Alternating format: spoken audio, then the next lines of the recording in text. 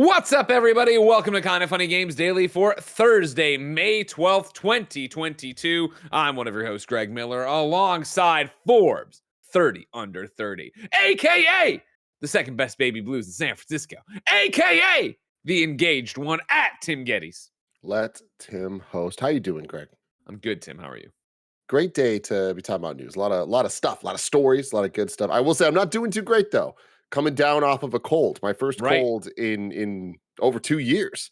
Sure. And let me tell you, man, being sick, you forget how much it sucks. Yeah. But fun. I'm now in the draining out stage, which is just not fun. But I will say it's better than the congested sinus phase. Sure. But yeah, G got a cold a couple days ago, tested for COVID constantly, just negative. And I'm like, oh, I'm going to get whatever this is. At least it's not COVID. And then 2 days later, I get it. So I'm like 2 days behind her, but she's 100% now. Yeah, exactly. I'm like, I wish we were in it together, but at least now I know that there's an end coming and I feel like I'm on it. I took yesterday to kind of rest a bit, and I actually had a really good day. Well, all things considered, I got to lay in bed a lot, which was really nice. Sure. And I've been trying to get back into comics. I've been slacking on reading comics for a while now, Greg. Yeah. Because my iPad at some point broke out a long time ago, many years ago. And then I gave my big dog iPad that I got in its replacement to Cool Greg many years ago. So I lost that thing a long time ago. But recently I was looking at the new iPad lines and I'm like, which one should I get specifically for reading comics? Because I want to get back into it. I want to normalize it as part of my routine. Sure. Because I've been reading just on my phone, right? For a couple months. And I've been doing the guided panel. I said no, thank you. And I'm with you. I'm exactly with you. It works. It's fine in a bind, but I was like, I want something a little bit nicer. So I was looking at it. They just announced the iPad Air a couple months ago. Beautiful blue back. I'm like, oh, this is the one. So I got that, but I was like, oh, but this mini's looking real good too. So I bought the mini as well, and I bought both of them, and I tested them out for a couple days last week. And I made the decision of which one I liked, and I returned. Sure. I'm surprised to say, Greg, I returned the Air.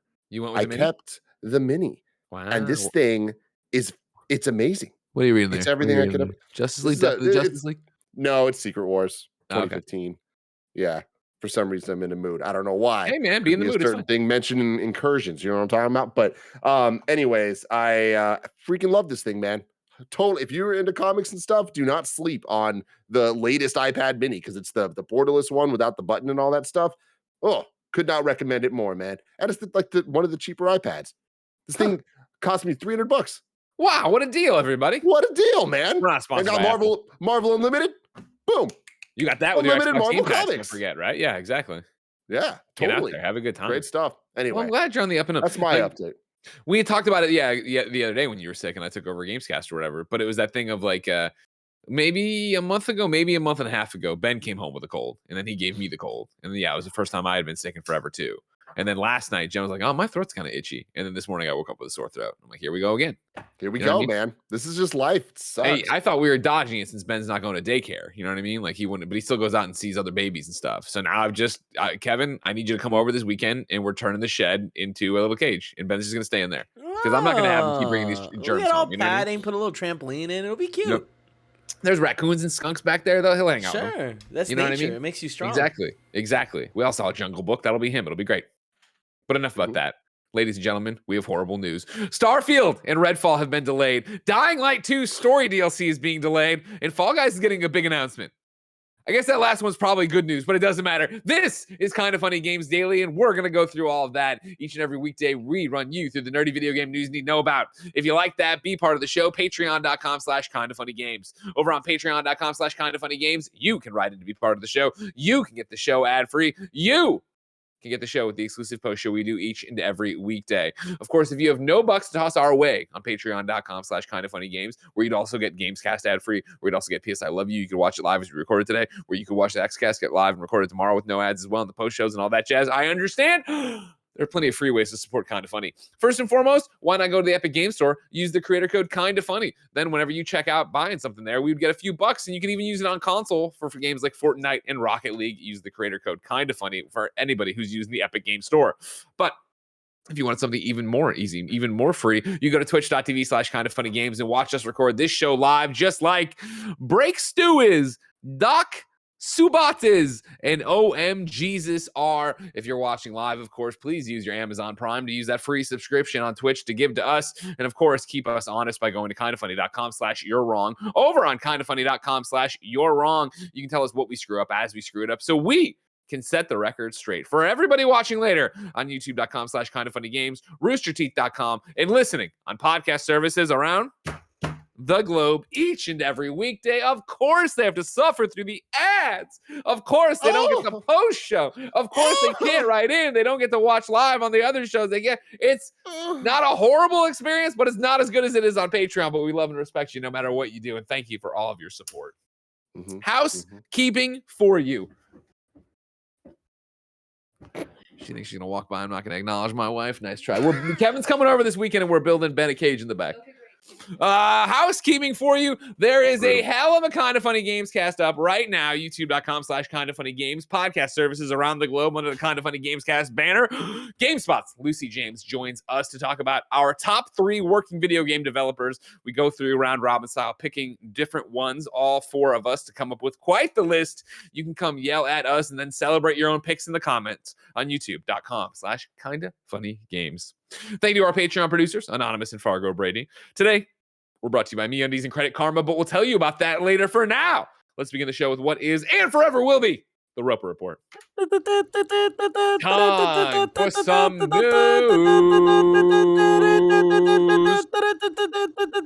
7 items on the Roper Report. A baker's dozen. And you know how, like, when Blessing does Bless Who, a great post show for the Kinda Funny Games cast, he does his little Bless Who games, and then he'll give points, but he also then will give tips of the hat. You know what I mean? 7 news stories and then 2 Jeff Grubb rumors I'll get to right after the top story. All right? Jeffy Grubb's popping off and getting excited everywhere. He's dropping stuff in our chat right now, but it is. Number 1 on the Roper Report, ladies and gentlemen. Starfield and Redfall have been delayed. We go to Bethesda's official letter. We've made the decision to delay the launches of Redfall and Starfield to the first half of 2023. The teams at Arcane Austin, Redfall, and Bethesda Game Studios, Starfield, have incredible ambitions for their games, and we want to ensure that you receive the best, most polished versions of them. We want to thank everyone for their excitement for Redfall and Starfield. That energy is a huge part of what inspires all of us every day and drives our own excitement for what we are creating. We can't wait to share our first deep dive into gameplay for both Redfall and Starfield soon. Thank you for your support. Real quick, Kevin in Slack is saying they're here. Kevin, that's not how we told you to tell us when the dirt people came. You were supposed to come in and you were supposed to say Dirt McGurk, and we're going to go, okay, that means Kevin's got to go deal with his dirt people. And then when you came back, Dirt McGurk managed, but he didn't say that. So I don't even know, Tim, you know? Don't even know. Don't even it's know. Not, and Tim, I like to think we're fun bosses. You know what I mean? We don't order people around. I just want to hear Dirt McGurk once or twice in my life. God damn it. Redfall, Starfield, delayed. So now we're going on to give you a little bit of context from Game Informer, where Wesley LeBlanc writes, Redfall was announced just last year with a planned release for sometime in the summer of this year, while Starfield was revealed nearly 4 years ago, or was expected to release on November 11th, 2022. Now players will have to wait roughly a year to play both. Both will launch on Xbox Game Pass now that Bethesda is owned by Microsoft. It's unclear when we'll get our first deep dive looks at both of those games, but considering Bethesda said soon in its update today, there's a good chance they'll show up at Xbox and Bethesda Game Showcase happening June 12th. If you wanted more context, the one, the only, Jason Schreier from Bloomberg.com tweeted today, last spring before E3, I spoke to some folks on Starfield who were extremely worried about committing to a 11/11/22 date based on the progress they'd made so far. Parentheses, next Cyberpunk was the term floated. Good on Bethesda for delaying even after announcing that specific date. Tim, I feel like that has to be, as with any delay, our take, right? All right. This sucks. We were looking forward to playing these games sooner rather than later, but take the time. Don't make a garbage game. Oh, yeah. I mean, I feel like that is the only valid take that's out there, especially for a game of Starfield's kind of expectation levels, right? Like, that is not only a major, major game on Xbox's shoulders, but on Bethesda's. And I think even more so Bethesda needing to kind of prove that they still got the stuff and they got the stuff in a major way. So whatever they need to do that, yes, take your time. Do not Cyberpunk this. That is the end, like that is the worst end goal of this possible, right? So do this right. Having said that, even more to that, it's like, yes, in the world that we're in right now, we're going to see a ton of delays. When the world shut down 2 years ago, guess what? That means that all of the effects of that are going to kind of be seen a couple years after people kind of like got things back up and running, because that's just how things work, right? It's like that the snowball effect of the process, the just supply chain, all the different things that everyone's dealing with in different ways. Having said that, I am surprised that Starfield is getting delayed. Not like, oh my God, I can't believe it. But I really thought that they were going to move hell and earth to hit that date, because I've said this a million times, that it is the furthest out release date that has ever been announced in video game history. So because of that, I was like, well, they want to hit that. And they're looking at it now and they're like, well, as much as we want to hit it, we can't hit it. So good on them for making that choice. And at the end of the day, they didn't lie to us. They didn't like pretend that something was going to happen that they knew wasn't going to happen. That was the goal. And that didn't happen. And we have to kind of give people the grace these days to understand that plans are going to change. And best laid plans are just that. Just plans, you know. Constantine writes into patreon.com/kindoffunnygames like you can and says, are you legitimately surprised that Starfield was delayed? Nothing of substance was ever shown for this game, especially when you look at how other next-gen title marketing cycles have gone. Maybe I'm a doomer, but never for a second do I believe a game with no gameplay is ever coming out on the day the studio says it will. No, I don't think it's surprising that Starfield's delayed, but I also don't think it's surprising if any game gets delayed at this point. Like everything, for every reason you just said, Tim, but then on top of it, even take pandemic and COVID out of it, just making games is difficult. And it's hard to make when you're making art and you're doing all these technical things to be like, all right, cool. Yeah, it's definitely going to hit that date. It's the same thing you're talking about of how bullish they were to put out that date and say, hey, you know what? November 11th, 2022, so far out when they announced it, we're going for it, which then got into, well, are they just polishing? Where are they at with it? Where, you know, what's going on with it? I am not surprised by it. I am like, all right, you know, whatever. But that's how I feel about every delay. It's when God of War inevitably gets delayed. That's how I feel about God of War as well. I mean, when we announced the date for us going back to the studio of January 3rd this year, that was so far out. We were so confident that that was going to happen. That felt like, oh, no matter what, it'll be done by there. And here we are. It's like, wow, no, there wasn't a chance it was going to be done by there. And that's just how quickly things can change that are just out of your control, or even the things that are in your control kind of can change and shift. So it's like, apply that to a game as big as Starfield that is definitely going to be one of the biggest games ever made. Like, I guarantee there's more resources being put into that than 90+% of any video game ever. So with all of that, yeah, a lot can go wrong. I just am a little bit surprised. Like, again, the word surprise, I think, is like, there's a lot of granularity to it at the end of the day. It's not like I am utterly shocked and I can't fucking believe it, but it is this thing of just like, I really thought that they were going to hit it with Starfield. Sure. Redfall, I am not surprised at all. That is the thing where I'm like, yeah, totally. That being delayed, I thought that was an inevitability. Like, See, from how they announced it, from what they talked about. For me, it goes the other way. Where I thought for sure Starfield will get delayed, or not for sure, but if you're giving probability, more for Starfield than Redfall, because Redfall, I felt like we talked about, of course, we have this, you know, the usual curse of a podcaster where we talked about Redfall yesterday, right, on the Gamescast. But it's the thing of like having known so little about that and feeling like that is Arcane doing something different and maybe something a bit smaller than usual. Maybe I'm wrong about that, hopefully, you know, or maybe not, hopefully, whatever. I felt like it was just like, that's a game that's going to come out and I don't know how much fanfare is going to be behind it. So I could see them just putting that out as a summer game that you go play. I get that, but my biggest thing was always Deathloop. It's like you coming up straight off of that. I know there's different teams, I know there's stuff, but just like something about that to me didn't sit right, where it just seemed a little soon. Yeah. Whereas with Starfield, it felt so far out that it was like, oh, they're locking that down. They are planting their foot there, and like that is the plan that they are working everything around, and that is what Bethesda is actively all hands on deck for. And again, all these things change, and I don't blame them at all for this. And I think that them coming forward and saying this as soon as they are now, it's like, yeah, this is the best way for them to handle a bad situation that as much as gamers don't want it, they don't want it even more. You know what I mean? So it just kind of sucks. But to go to Constantine's question about like maybe I'm a doomer, but never for a second do I believe a game with no gameplay is ever coming out on the day a studio says it will. I think that the gameplay thing is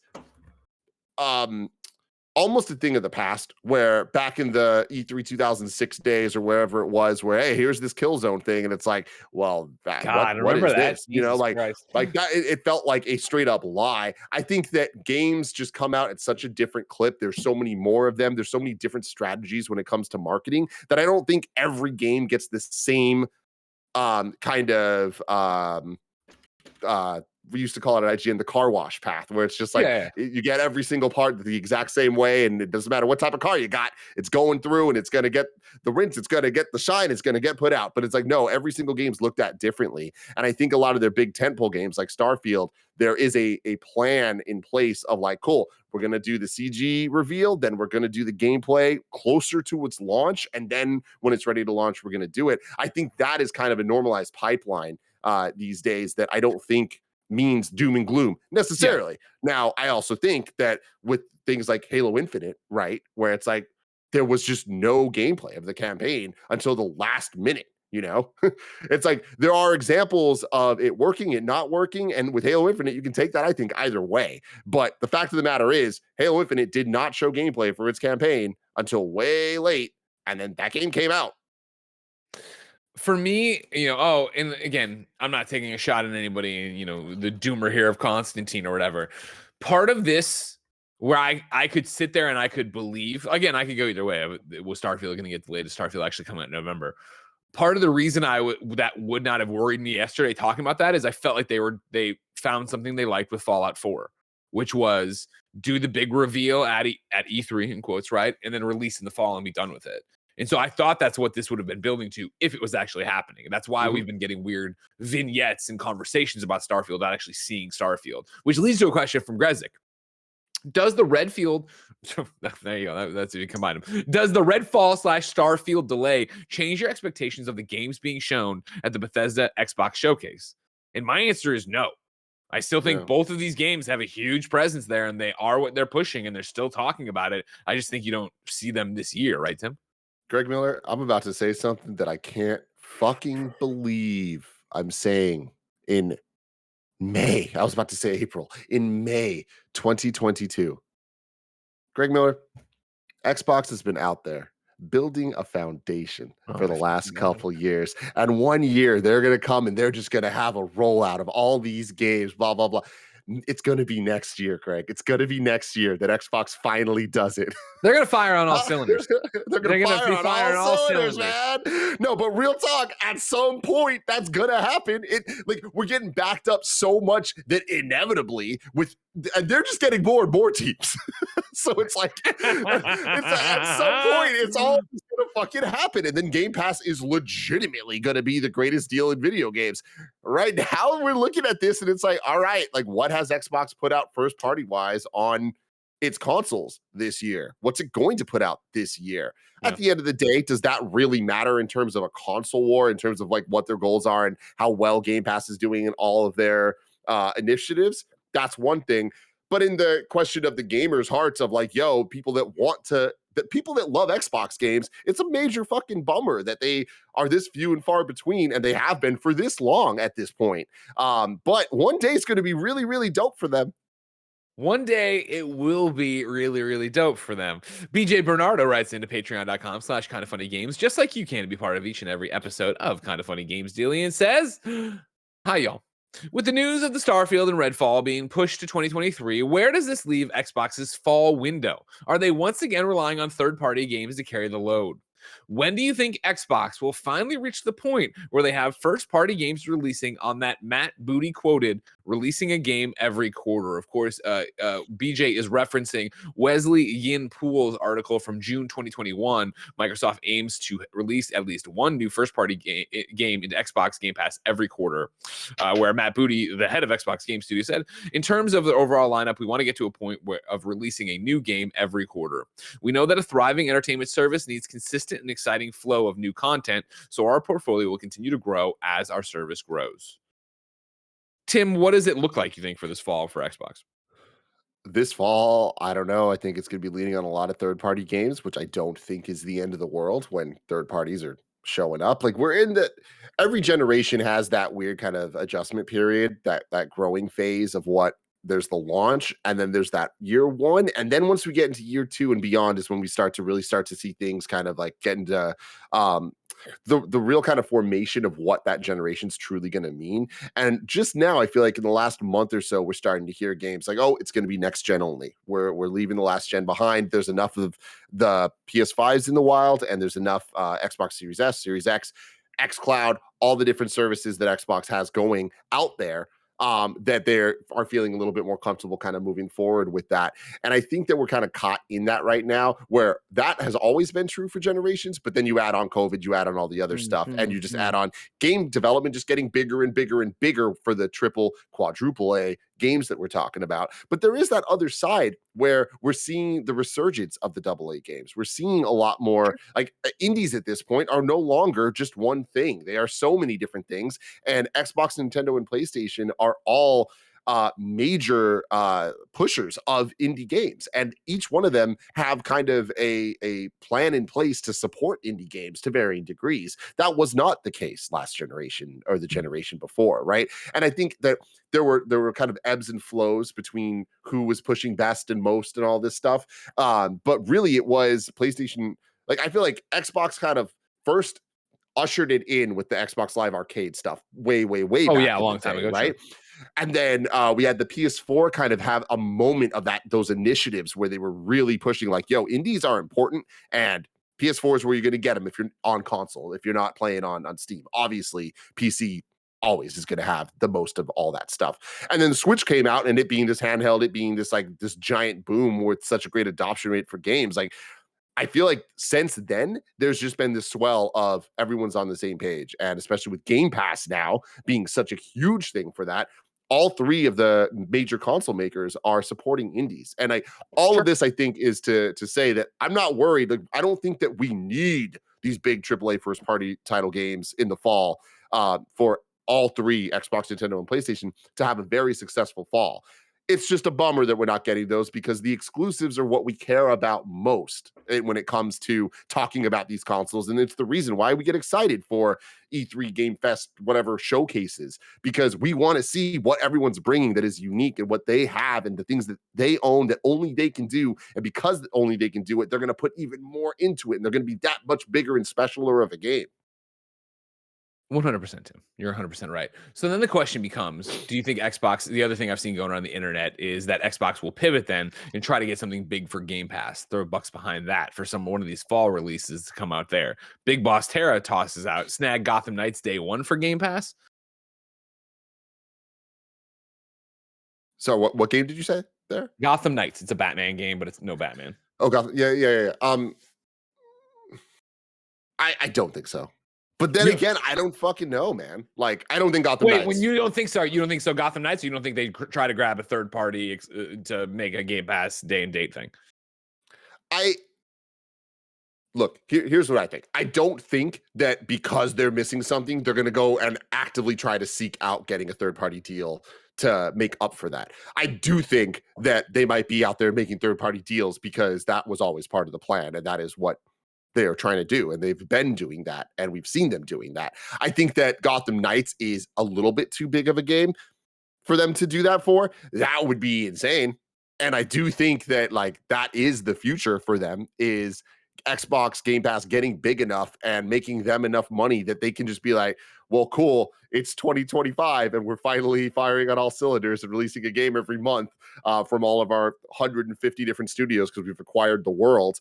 And because of that, the ones that we haven't acquired, we're just going to pay to get it day one on Game Pass. It's like, I do think that that is a likely future. I don't think it's an inevitable future, but I do think that there is a high percentage that that could be what happens. So I wouldn't be surprised if we start seeing more and more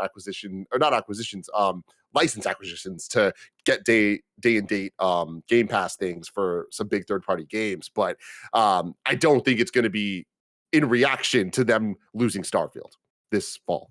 Okay. My next question for you, Tim. I think they will have a reaction that will be trying to get something. I don't know what it would be. I don't know if it's Gotham Knights. I'm not shooting from the hip on that, but I do think they would turn to Game Pass and try to strengthen that and try to have some kind of deal out the gate. Yeah, that would be like, hey, Let's get something big on there. I've seen a lot of people going back and forth and arguing a little, not arguing, but in the chat arguing back and forth about Deathloop. Of course, Deathloop's exclusivity it was a PlayStation 5 exclusive when it launched. You assume that has a year of exclusivity. I mean, Deathloop's a great game that I love, but that's not how you pivot and try to make Xbox look strong. Be like, hey, this game that's a year old is on Game Pass. Like, everyone already knew that was going to happen. Everybody's expecting that to happen. When that happens, you're like, great, cool, that's exciting, but I don't think it's going to be the banner headline of like best place to play Xbox. You know what I mean? So I think they do pivot to have something there and have some kind of partnership that's bigger than you'd expect to be there and have it. My question though, Tim, because when you are talking about this and we're talking about Starfield falling out of this Xbox fall window, if Ragnarok gets pushed as well, there is no God of War Ragnarok this year. Do you think 2022 is remembered as a disappointing year for video games? Oh, I mean, by gamers at the end of this year, 100%, because that's just how gamers work, right? But I think that at the end of the day, like when people look back at it, it's like a disappointing year for gaming is obviously a subjective thing. When you start looking at it, it's like there's quantity, there's quality, there's somewhere in between. Like the ideal greatest year of all time is when we get both of those, and we've had a couple years like that in recent times, right? Where we got multiple best game of all time conversation caliber video games. But I think this year has just the X factor that is Elden Ring, where it is a game that represents the growth of a genre over the last generation or two of video games that has culminated in this moment. And the year started with that, as well as a bunch of really strong entries like we've seen the last couple years, where sure, last year wasn't the best year in video game history, but there was a ton of really high quality video games, same as 2019, where it's like there's a lot of really, really, really dope stuff, but they're not the like, these are going to be games talked about for generations to come anytime someone brings up best video games of all time. But any year that we get one game that is that, I think has to be remembered as a great year. And we already have that in Elden Ring. See, that's what's disappointing for me, I think, honestly, when I think about this Starfield moving and for this argument, God of War not happening, right? Is that I do think gamers, and especially gamers when we get to December and it's Game Awards and IGN and Kind of Funny and Game of the Year and yada yada, we're very much what have you done for me lately? And so I do see that, like, even though Elden Ring will fucking walk to every Game of the Year award if there's no God of War to contend with it right now, right?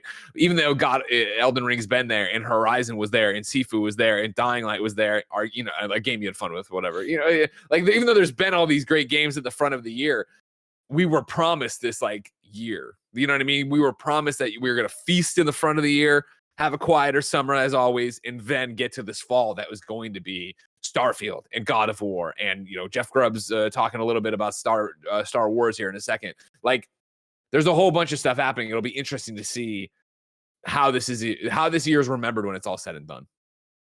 Yeah, totally. And it's, again, I've had a great year so far.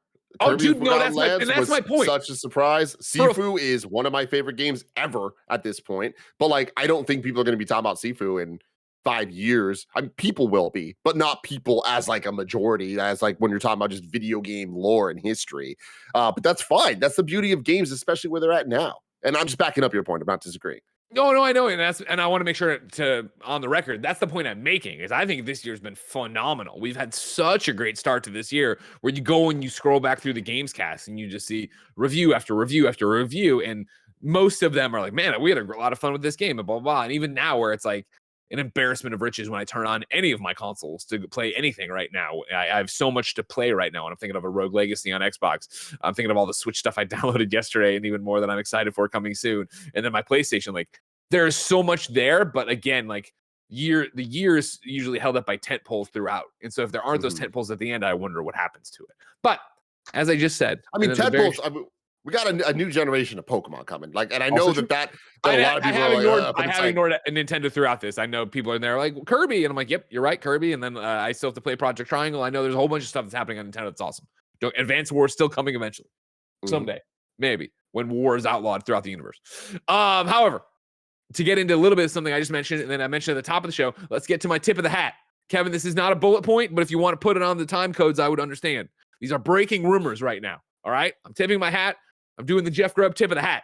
Of course, Jeff Grubb currently banned from Kind of Funny Wrestling. He is on a suspension after beating Imran nearly to death on Kind of Funny Wrestling Midday Mayhem. You can check it out, youtube.com/kindoffunnygames. But he's still being the number one, or trying to be a games journalist. Andy's still number one games journalist. There's a whole storyline going on. Anyways, breaking rumors.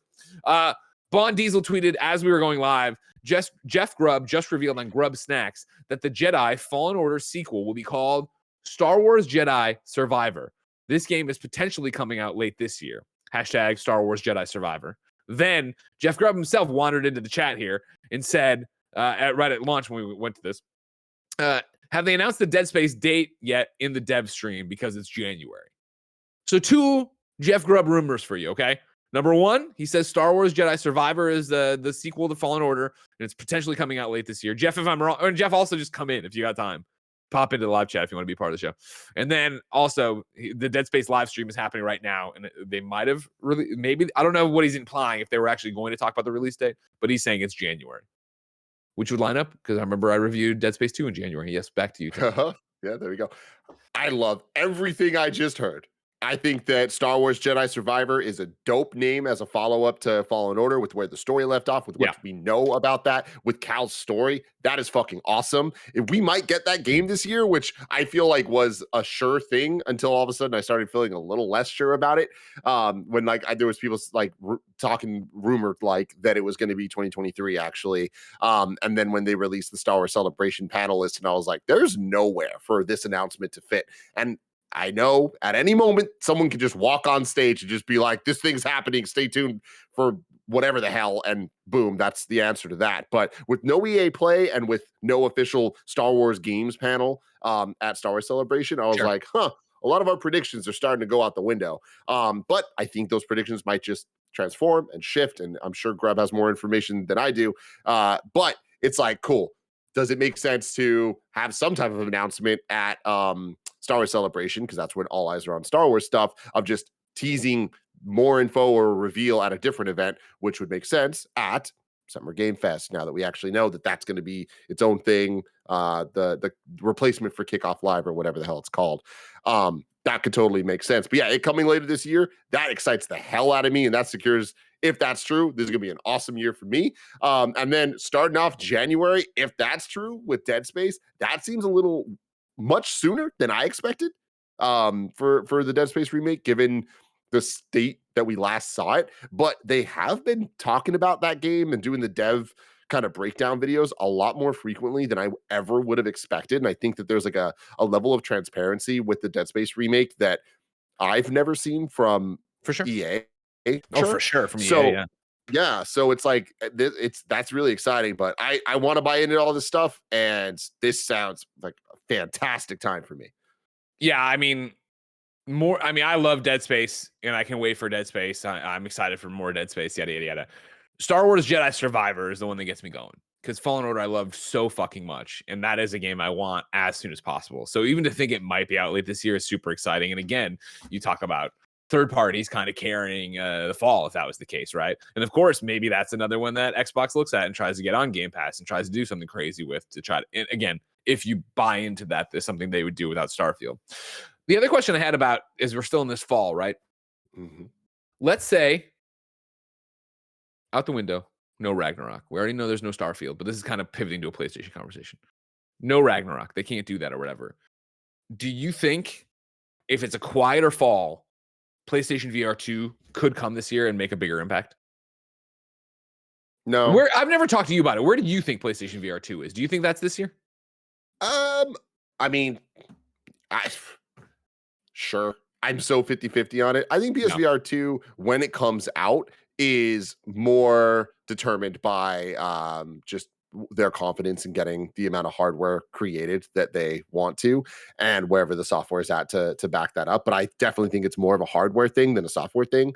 Like, I feel like it is a they don't need to have a ridiculous slate of games coming out for it like you do on a PlayStation 5. They should, but like, I was gonna say it would help. It would help. Yeah, it would, but like they're just not going to. it is a much more niche product. And I think because it's a niche product, I don't think it directly competes with anything else PlayStation is doing. I think it's very much for that audience that knows that they want it. And they'll get more people than PSVR 1, I imagine, interested in it because they're coming out the gate with heavier hitting games, like things like the Horizon and stuff like that. Well, I imagine we we'll hope get. that's the one out the gate. You know what I mean? Like, I hope that's a launch. Well, I day mean, date. regardless, like going into it, we know that they are working on a core title for PlayStation that is involving PlayStation Studios IP, sure. right? Which we didn't really get with PSVR 1. PSVR 1 kind of felt like a carried by indie games and stuff. We got the London Studios thing, but like that felt more tech demo-y, right?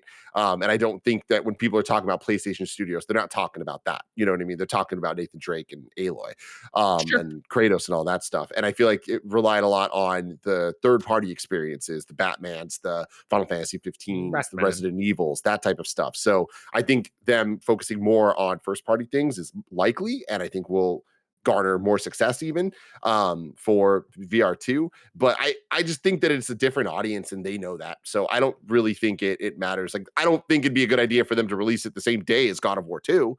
But I think that whether it's this fall or anytime next year, I don't think it really matters too much marketing and strategy wise.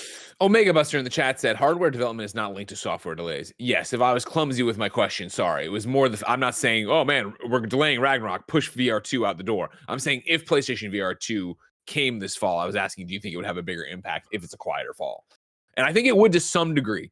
Like, I do not think, oh man, there's no Ragnarok or Starfield, so I'm gonna actually buy this VR2 or whatever. But I think you'd have more eyes on it, more people caring if it was quieter that way in terms of first party chatter and what was going on. I think people would give it a look.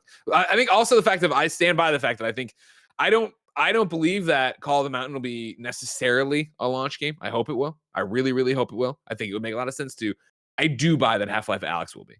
And I think that if Half-Life Alyx is suddenly more easily affordable, easily accessible, I'm using that loosely for how much this is all going to cost, I think that would turn a lot of heads.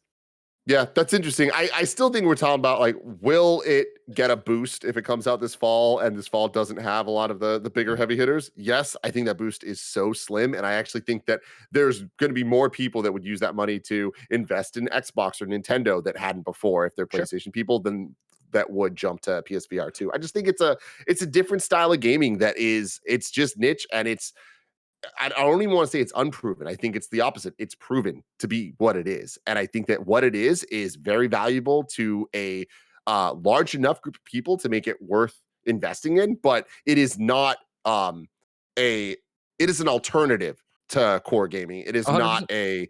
not just an extra bit of core gaming. 100%.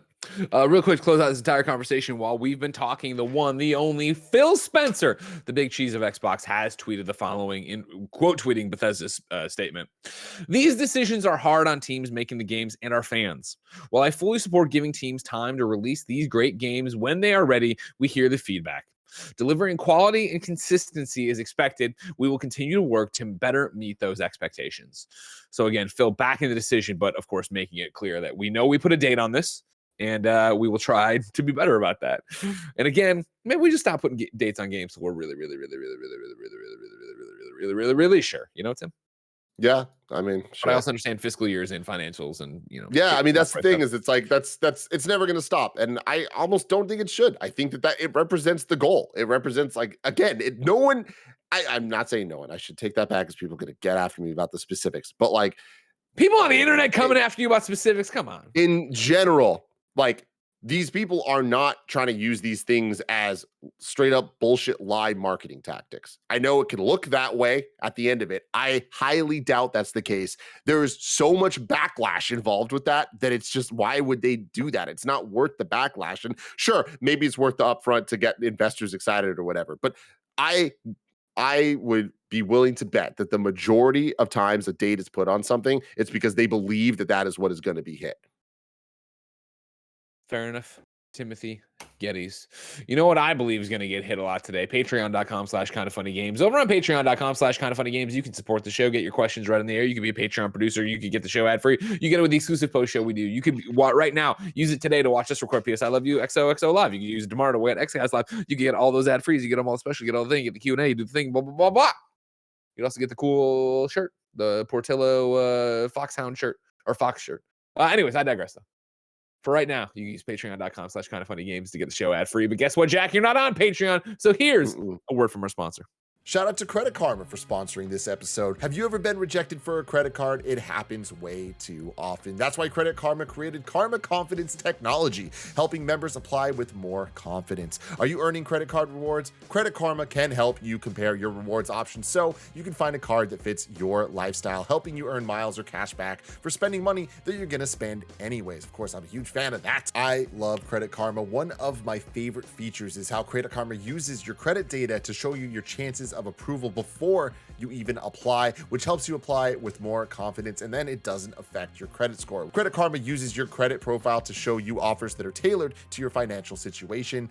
They also partner with a wide range of card issuers, so you can be sure that you're exploring all sorts of options. I love Credit Karma. It's so easy to use. Fantastic stuff. Credit Karma, create your own karma. Ready to find the card for you? Head to Credit Karma and check out your personalized mix of offers today. Go to creditkarma.com or the Credit Karma app to find the card for you. That's creditkarma.com. Shout out to MeUndies for sponsoring this episode. You know those days when your coffee shop is out of cold brew and your air conditioner breaks and you try to go to the beach but there's 0 parking spots? Yeah, life can be hard. Good thing MeUndies is here to help you take a break from the hardships of the world and give yourself a soft summer. Of course, I don't need to tell you. I got the MeUndies shirt, I got the MeUndies lounge pants, I'm wearing the MeUndies undies, the socks, even my face mask is MeUndies. I absolutely love MeUndies and their soft micromodal fabric, and you're gonna love it too. I absolutely guarantee it. With MeUndies light and breathable micromodal fabric, you can stay comfy and cool all summer long. They have super fun seasonal prints and tons of styles to choose from in sizes extra small all the way up to 4XL. MeUndies has a great offer for all of you. Any first-time purchasers, you can get 15% off. If you sign up for the free to join membership, you can apply that 15% off to their already discounted membership prices. To get 15% off your first order and 100% satisfaction guarantee, go to MeUndies.com/kindafunny. That's MEUNDIES.com/kindafunny. Number 2 on the Roper Report, Dying Light 2 is the latest for a story expansion. We read a letter from Techland. Dear Pilgrims, they call you a pilgrim in the game. Your feedback has always been our top priority. That's why at Techland, we strive to be as open and as honest with you as possible. Over the last few months, we have focused on adding some of your most requested features, such as New Game Plus mode, FOV slider for consoles, and many co-op improvements. On top of that, in June, we will introduce the first game chapter entitled In the Footsteps of a Night Runner. Sorry. It got me off. This is something that I learned a long time ago, and I'm going to teach the people of Techland right now. That's just in the first game chapter titled. Tim is entitled, right? When he I want my games now. He's being entitled. But if I was to give him a title, it'd be Tim, titled. In the footsteps of a Night Runner. And I'm an idiot. Don't get me wrong. I'm not in no ivory tower here. You guys hear me stumble over fucking words every day. That's not what I'm doing. You're perfect, Greg. Thank you. Filled with content and events, as well as the highly anticipated photo mode. That being said, we need a bit more time to develop the first story DLC, which is now planned to be released in September. We apologize for the delay, but we firmly believe that our community, fans, and gamers deserve to receive some truly unforgettable experiences. We want the first major story DLC to meet your expectations by giving it the absolute highest level of polish. Thank you for your trust and support, the people of Techland. # people of Techland. Tim, as always, great communication from the people over at Techland. Again, me and Blessing have this conversation every so often on Slack, and I'm happy to bring you all into it. Can you believe Dying Light 2 came out this year? That feels like long ago. Yeah, I mean, look, that's just where we're at with games. Like we were saying, is this a bad year? Like the standard of video games has just gotten so heightened over the last generation that games like Dying Light 2 can be talked about for years and years and years, actually come out, actually be good, and then be forgotten about that quickly, And I think when it goes back to Dying Light 1, which was the breakout success story of last generation when it came to that early springtime slot, in a lot of ways, Dying Light 1 completely reinvented our conversations as games media about video game release schedules, right? Yeah. And to see the success that Dying Light has had over the last 6-7 years because of its DLC and because of its support of its community. Like, I am very interested in what Dying Light 2 is going to look like in 7 years. Like, I don't think many people are going to be talking about it on the day-to-day Games Daily shows, But right? that community, that But the Techland Dying Light community that was so it's gonna be dedicated to there. Dying Light 1 will be as dedicated to Dying Light 2, and they will make sure that Techland can keep making games and getting contracts and doing whatever they want. Yep, exactly. So with this, it's like, I mean, look, broken record shit here. It's just like, hey, delays are going to happen and take your time to get it right. But I do think that this is one of those examples of the game came out in January, right? January, February, whatever it was. Little bit of more of a wait till September, but like I imagine that this stuff is going to be, it's going to be long term, and there's going to be a lot of really quality stuff. So waiting a little longer is something that Dying Light 2 fans have been used to the last couple of years anyway. So I don't think that this is that big of a deal. Oh no, not at all. It's for me. I keep Dying Light 2 on my PlayStation. I want to get back to it. I would like to platinum it. I'm waiting for them. There's one weird trophy where you have to use all your. Right now, you'd have to use all the upgrade whatever they are to one thing or the other, and it's like I've already fucked myself out of that. So I'm waiting for them to either patch that, and for someone out there, one of you to tell me they patched it, or add in more of the little things I can get so that I don't have to worry about it ever again. But like. Mm-hmm. I liked that game a lot. I had a lot of the ending sucked and the story's nonsense, but like the gameplay of it was great. And so I'm looking forward to getting back to it one day. And so yeah, take all the time you need with it. Do whatever you want to. Number 3 on the Roper Report. We have an update on Alan Wake from Remedy. Believe it or not, it's been 12 years, the 14th of May, 2010, since Alan Wake was first released. While that isn't the biggest news around, we still decided to do something for it. To celebrate, we've shared a video update on Remedy's YouTube channel to talk about the franchise's past and future, including the announcement that Alan Wake Remastered will be coming to Switch, an update on the highly anticipated sequel from our creative director, Sam Lake, and some new information on the forthcoming TV adaptation. So, last year, we released Alan Wake Remastered for Xbox, PlayStation platforms, and PC. Today, we're excited to announce that players will be able to visit Bright Falls on Nintendo Switch when Alan Wake Remastered launches for the platform this fall. The game will launch as a digital Nintendo Switch release only and runs natively on the hardware, so not the cloud like Control. We'll show more in the coming months, and we're excited to share Alan Wake's story with Nintendo fans for the first time. Now let's talk about Alan Wake 2. We revealed Alan Wake 2 at the Game Awards last December, and back then we promised to show off the long-awaited follow-up this summer. Our plans have since changed, as they sometimes do when making games. Here's Sam Lake. Everything with Alan Wake 2 development is going really well. We are deep in production, have a lot of material, and a great deal of the game is playable. But we've been talking for the past couple of months and have come to the decision here at Remedy, along with our wonderful publisher, Epic Games, that we will not be showing anything big this summer. To create a proper, polished demo or a trailer takes a lot of effort, and it's several months of work that could take away from the development, he continued. We feel that we have momentum going, and we want to make sure we are creating the best and first survival horror game for Remedy.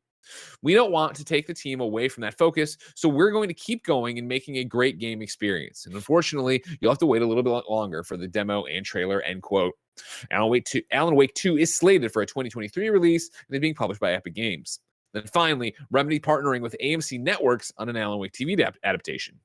Back in late 2018, Remedy announced that an Alan Wake TV show was in the works. Today, we have announced that it is still in the works, but we now have a partner. We're happy to reveal that AMC Networks, The Walking Dead, Breaking Bad, has bought the rights to the Alan Wake TV series. There's still a long way to go for the series to become a reality, but we are excited to say the least about this latest development.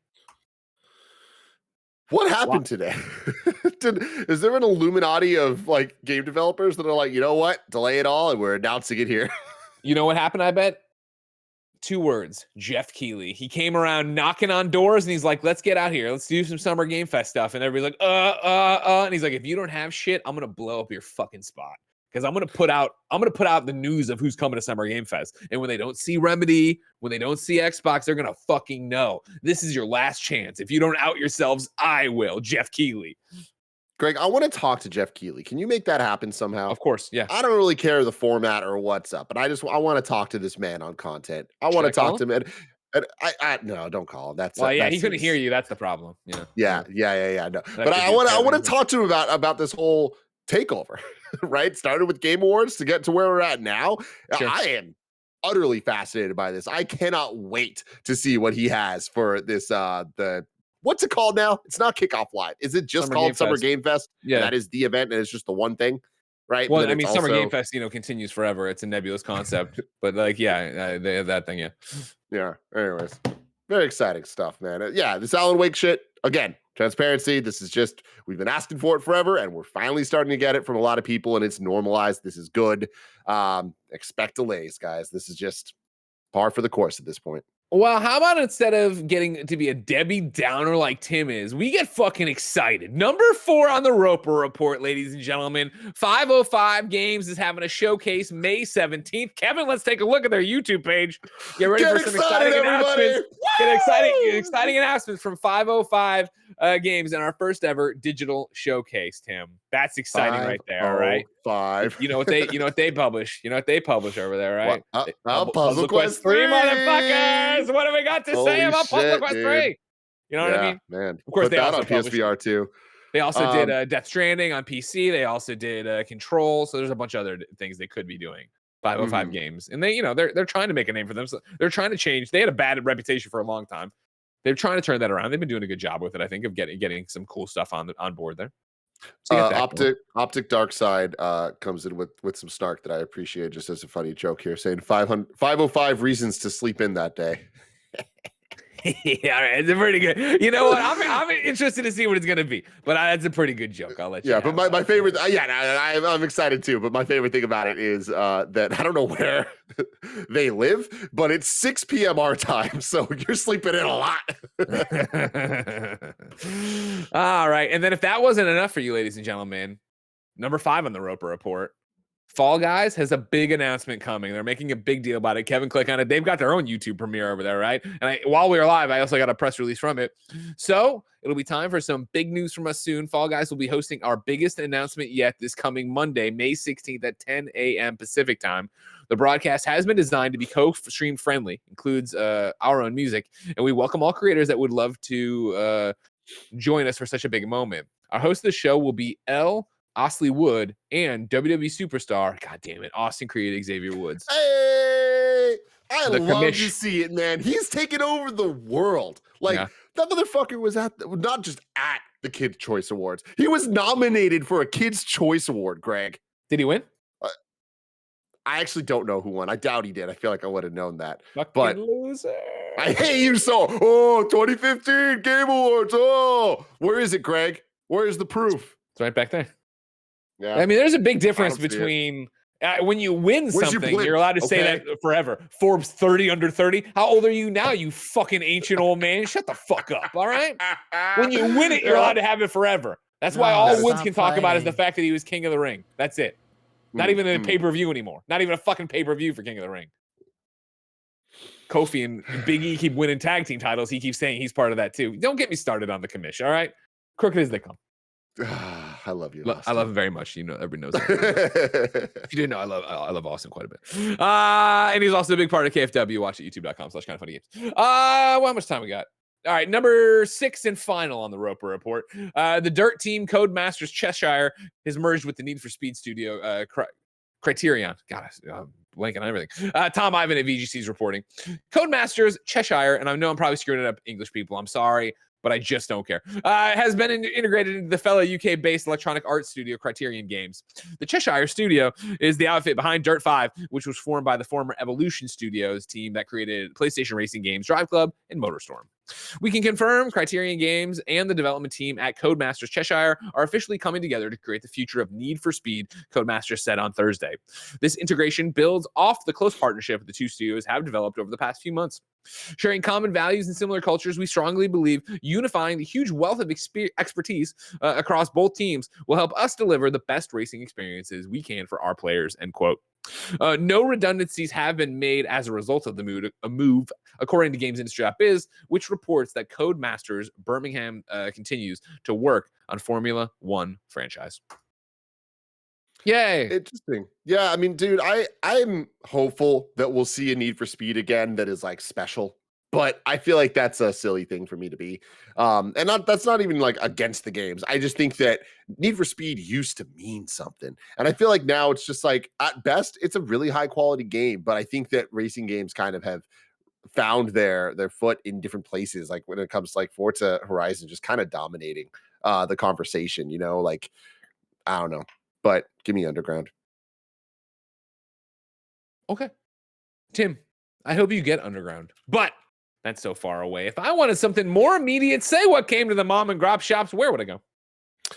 The official list of upcoming software across each and every platform is listed by the Kind of Funny Games Daily Show host each and every weekday. I'm laughing because Need for Speed. No, it's because Need for Speed Underground, like one of the most defining features of it was what we first saw in Too Fast, Too Furious with the undercarriage having the glowing neon lights.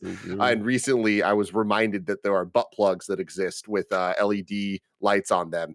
And so if you wear How that, are you and reminded? How are you reminded? And you wear a skirt, and then you walk around, you're like one of the cars from Need for Speed Underground. How are you reminded about this? Somebody tweeted at me.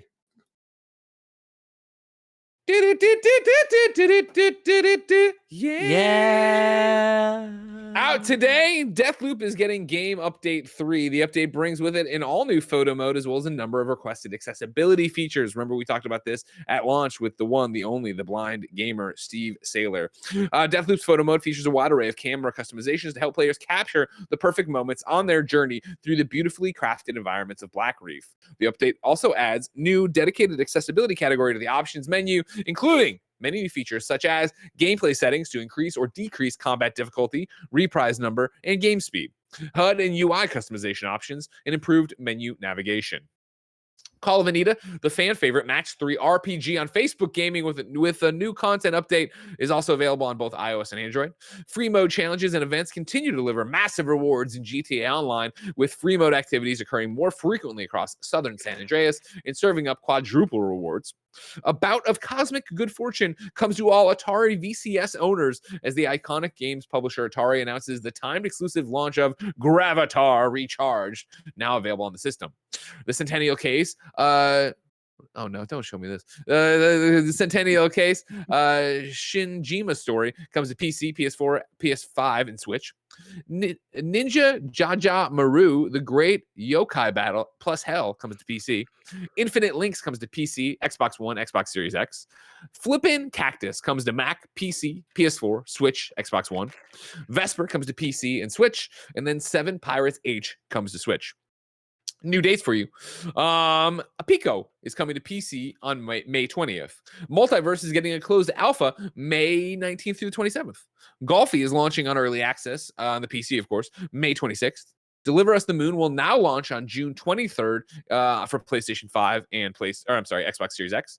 And then Hellslave unleashes hordes of demons on PC May 26th as well. Deals of the day for you. We have your weekly Xbox free play days. Fire up your engines this weekend in free play days. WRC 10 and Lawn Mowing Simulator, man, made for Gary Whitta, are available this weekend for Xbox Live Gold and Xbox Game Pass Ultimate members. That's available now through Sunday night. Tim, we ask people watching live on twitch.tv/kindoffunnygames to go to kindoffunny.com/you're wrong and tell us what we screw up as we screw it up so we can set the record straight for everybody watching later on youtube.com/kindoffunnygames, roosterteeth.com, and listening on podcast services around the globe. Perfect record. Perfect record, man. A lot of editorializing. You get Tim, you put them together, things are going to be good. A lot of editorializing over there, and people want to, a lot of the ones coming in, this isn't a year wrong, but, well, then it should go to the chat, shouldn't it? Should go into the fucking chat then, shouldn't it? Let me direct you to the chat. It's over there. You nailed it, Tim. I don't Did know I? where it is either. That could have been a year wrong. Is the right chat there. over here, guys? Nobody is that knows. y'all? Oh, no, whatever. Continue Oh the my show. God, ladies and gentlemen. I'm fucking right. I'm never wrong. The chat's over here. Fucking got him. Fucking got him, Tim. Thank you. Tomorrow, ladies and gentlemen, Tam will be here with Tim for a Tim Tam Friday. Tamar Hussein, of course, former up down down champion in KFW, will be here to host with Tim. We will be then I won't be here because I'll be getting ready to play some Evil Dead. We'll be playing some Evil Dead tomorrow on twitch.tv/kindoffunnygames. But if you're watching live right now on twitch.tv/kindoffunnygames, after this, Vampire Masquerade Blood Hunt is coming up with Snowbike Mike and the crew. Of course, Tim and I are going to go over to patreon.com/kindoffunnygames and do the post show. What are we going to do, Tim? We're going to watch the brand new Mario Strikers Battle League trailer together. A little reaction. You haven't seen it, right? I have not seen this trailer. And Greg, we are weeks away from this game coming out. This game that I can't believe exists. Very Sure. excited about this. Yeah, y'all freaked out on the when it got announced. I was there. I lived it. Have you? I mean, is this going to be your first Strikers game? I played a little bit. GameCube and Wii. I played the GameCube one a little bit. each. I played a little Oh, bit man. of GameCube. Oh man, it's good. Okay. We'll see. I'm looking forward to getting into it. I'm looking forward to watching this trailer. You can come watch our reactions, patreon.com/kindoffunnygames. Of course, that's where the post shows always are. Of course, that's where you can watch us record PS I Love You XOXO this very afternoon. Tomorrow, you can watch the XCast live as they record it. You can always get the show ad free. You can always get it with the post shows. You can go catch Bless Who with Lucy James, which they did last night on the Gamescast after that amazing episode we have live right now. But I digress. Ladies and gentlemen, this has been Kind of Funny Games Daily. Each and every weekday on a variety of platforms, we run you through the nerdy video game news you need to know about. If you like that, be part of the show like I already told you, patreon.com/kindoffunnygames. If not, catch it later, youtube.com/kindoffunnygames. Please like and subscribe. And then roosterteeth.com. I don't know what they do over there. Put us in a playlist or some shit. I don't know how it works. And then, of course, on your podcast service of choice, like, subscribe, share it with your friends. Until next time, it's been our pleasure to serve you.